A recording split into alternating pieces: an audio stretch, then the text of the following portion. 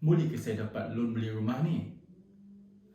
Berapa harga rumah yang saya layak untuk beli? Hai, saya Solihin daripada Lajore LSB Property Group dan saya nak jawab soalan mengenai loan hari ini. Ada beberapa faktor yang bank lihat sebelum menentukan layak atau tidak layak sesuatu permohonan loan untuk beli rumah. Faktor yang pertama ialah DSR ataupun Debt Service Ratio. Bahasa mudahnya ialah kita punya nisbah komitmen dengan pendapatan bersih kita. Bank ni sebenarnya dia nak tahu kita ni boleh tak bayar pinjaman yang kita minta ni. Okay? Kan kalau pinjam-pinjam tak boleh bayar pun bank pun risau. Okay? So bagi setiap bank dia ada dia punya requirement yang berbeza-beza. Tapi secara amnya bank nak DSR kita 60% ke atas. Okay? 60% ke atas. Terutama mereka yang bergaji bersih bawah RM3,000. Kalau yang gaji bersih lebih RM3,000 tu ada bank yang bagi kita ni DSR sampai 70%. Untuk yang high income, okay, mungkin golongan T20 tu, T20, mungkin ada bank yang benarkan DSR 80%. Okay, nak dapat peratus ni macam mana?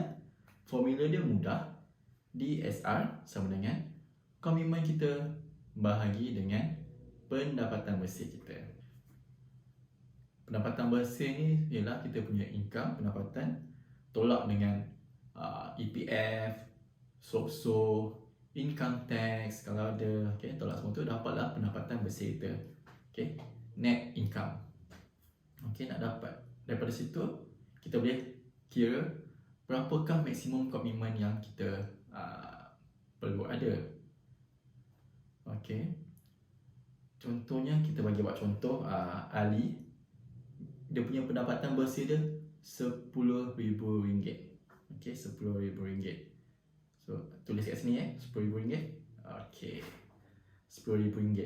So kalau untuk yang pendapatan lebih RM3,000 ni tadi saya katakan kebanyakan bank dia benarkan DSR dia sehingga 70%. So RM10,000, 70% per RM10,000 ialah RM7,000. Komitmen yang dibenarkan ialah RM7,000 untuk Ali. Okay, so kita nak tahu berapa banyak pinjaman yang kita boleh ambil lepas ni untuk beli rumah yang baru ni. RM7,000 tu kita tolak dengan kita punya current pinjaman kita, pinjaman-pinjaman yang ada dalam sistem bank negara. Okay, apa pinjaman-pinjaman yang kita kena kira? Termasuklah pinjaman perumahan sedia ada, pinjaman kereta, pinjaman pembelajaran. Dulu ambil PTPTN tu kena kira balik, kena bayar balik. Okay, pinjaman kad kredit, pinjaman peribadi, semua tu kita kira sekali. Okay, kita balik kepada Ali. Okay, tadi Ali tu pendapatan bersih dia RM10,000. Lepas tu dia punya pinjaman kereta sekarang ni ada RM1,000. Okay, dia pula ada pinjaman peribadi, personal loan, dia ada dalam RM500 sebulan. Dan PTPTN pun dia bayar RM100 sebulan. Okay, so dia punya current commitment dia sekarang ni ialah RM1,600. Okay, so tadi dia boleh dibenarkan komitmen sehingga RM7,000. Sekarang ada RM1,600. So berapa banyak dia boleh pinjam maksimum? Kita tolak saja, boleh tolak kat sini. Okay, dapatlah RM5,400. Okay, saya boleh dia buat pinjaman baru yang bernilai RM5,400 sebulan. Okay. Okay, so sekarang kita dah tahu berapa banyak pinjaman yang kita boleh dapat pinjaman baru ni dalam sebulan, berapa banyak kita boleh pinjam. Okay, kalau macam Ali tadi dia boleh pinjam RM5,400. Okay, so kita tengok pula yang rumah yang kita nak beli tu berapa harga dia. Nak kira dia punya bayaran bulanan yang dirakakan, ada banyak kalkulator mortgage dalam online. Kita boleh just Google je, search mortgage calculator. Okay, so bila kita mortgage calculator tu, kita pun tekan berapa harga rumah tu, berapa tenor pinjaman, iaitu berapa lama kita nak pinjam. Okay, kita dibenarkan pinjam maksimum 35 tahun ataupun sehingga umur kita 70 tahun. Okay, yang mana yang dulu. Contohnya kalau Ali tadi umur dia 40 tahun. So dia boleh pinjam maksimum ialah 30 tahun sehingga umur dia 70 tahun.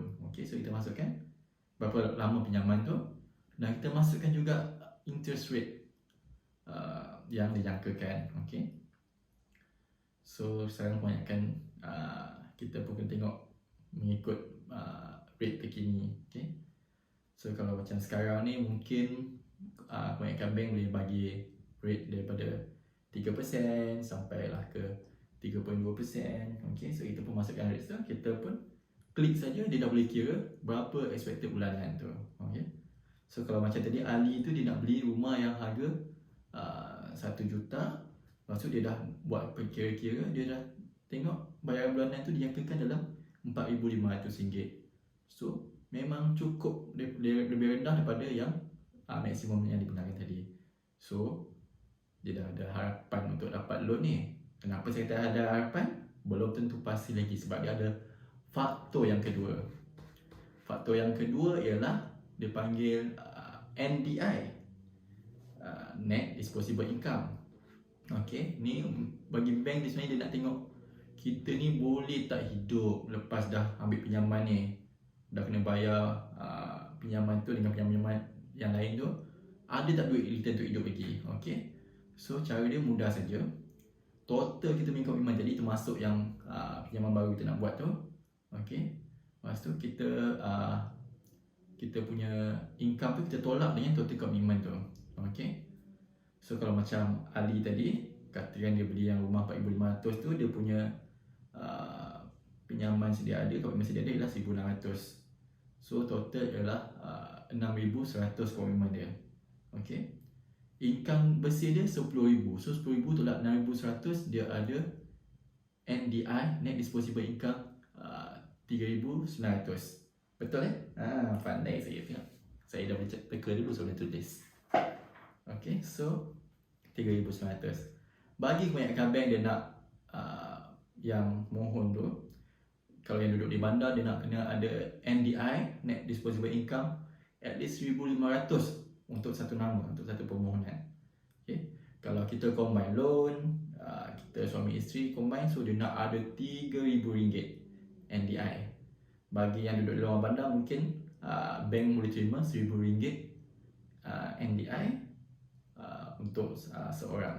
Okay, so kalau macam Ali tadi, dia punya DSR dia lebih rendah daripada 70%, NDI dia lebih daripada RM1,500.